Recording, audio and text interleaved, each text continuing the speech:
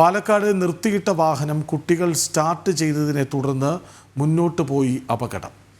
East ഒറ്റപ്പാലത്താണ് സംഭവം. കടയിലെത്തിയ ആളുടെ ഒപ്പം വന്ന കുട്ടികൾ അറിയാതെ കാർ സ്റ്റാർട്ട് ചെയ്യുകയായിരുന്നു.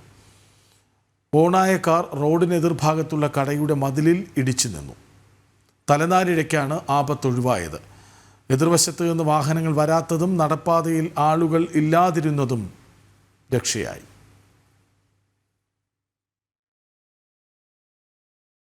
വിവരങ്ങളുമായി അരുൺ ആലത്തൂറൊപ്പം ചേരുന്നു. അരുൺ, തുടരെ ഇങ്ങനെ സംഭവങ്ങൾ കേൾക്കുന്നു. ഇത് അബദ്ധത്തിൽ പറ്റിയതാണെന്ന് മനസ്സിലാക്കുന്നു. എങ്കിലും എതിർവശത്തു കൂടി വാഹനങ്ങൾ വന്നില്ല എന്നത് മഹാഭാഗ്യമായി അല്ലേ?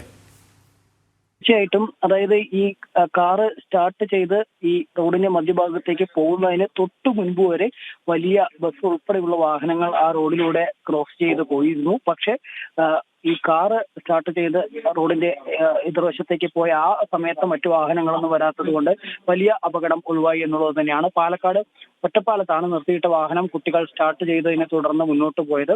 ഈസ്റ്റ് ഒറ്റപ്പാലം ഭാഗത്തായിരുന്നു സംഭവം. ബേക്കറിയിലേക്ക് എത്തിയ ആളുടെ ഒപ്പം വന്ന കുട്ടികൾ അറിയാതെ കാറ് സ്റ്റാർട്ട് ചെയ്യുകയായിരുന്നു.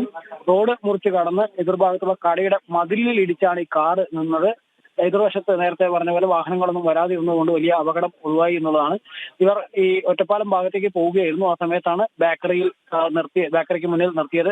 രക്ഷിതാക്കൾ വാഹനത്തിൽ നിന്ന് ഇറങ്ങി ബേക്കറിയിലേക്ക് പോയതായിരുന്നു. ഈ സമയത്താണ് കാറിനകത്ത് കുട്ടികളുണ്ടായിരുന്നു. ആ കുട്ടികൾ പെട്ടെന്ന് കാറിന്റെ ചാവി തിരിച്ച് സ്റ്റാർട്ട് ചെയ്യുകയും വാഹനം ഇത്തരത്തിൽ റോഡിന്റെ മധ്യഭാഗത്തേക്ക് കടന്ന് എതിർവശത്തേക്ക് പോവുകയും ചെയ്തത്. ഈ സമയത്തും വാഹനത്തിന്റെ സമീപത്തു നിന്നും ഈ രക്ഷിതാവ് വാഹനം നിർത്താൻ വേണ്ടി ശ്രമിക്കുന്നുണ്ട്. പക്ഷെ അദ്ദേഹത്തിന് അത് കഴിഞ്ഞില്ല എന്ന് മാത്രമല്ല, അദ്ദേഹം മറിഞ്ഞ് റോഡിലേക്ക് വീഴുകയും ചെയ്തു എന്നുള്ളതാണ്.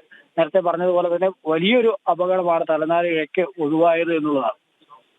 ശരി, പാലക്കാട് ഈസ്റ്റ് ഒറ്റപ്പാലത്ത് നിർത്തിയിട്ട വാഹനം കുട്ടികൾ സ്റ്റാർട്ട് ചെയ്തു, മുന്നോട്ട് പോയി. അപകടം ഉണ്ടാകാനുള്ള സാധ്യതയുണ്ടായിരുന്നു. പക്ഷേ എതിർവശത്ത് കൂടി അതിന് തൊട്ട് മുമ്പ് വരെ വാഹനങ്ങൾ പാഞ്ഞു പോയിരുന്നു. ആ സമയത്ത് വാഹനങ്ങളൊന്നും വരാത്തതും ആ സ്ഥലത്തൊന്നും ആൾക്കാർ ഇല്ലാതിരുന്നതും വലിയ ഭാഗ്യമായി. വിവരങ്ങൾ നൽകുകയായിരുന്നു അരുൺ ആലത്തൂർ.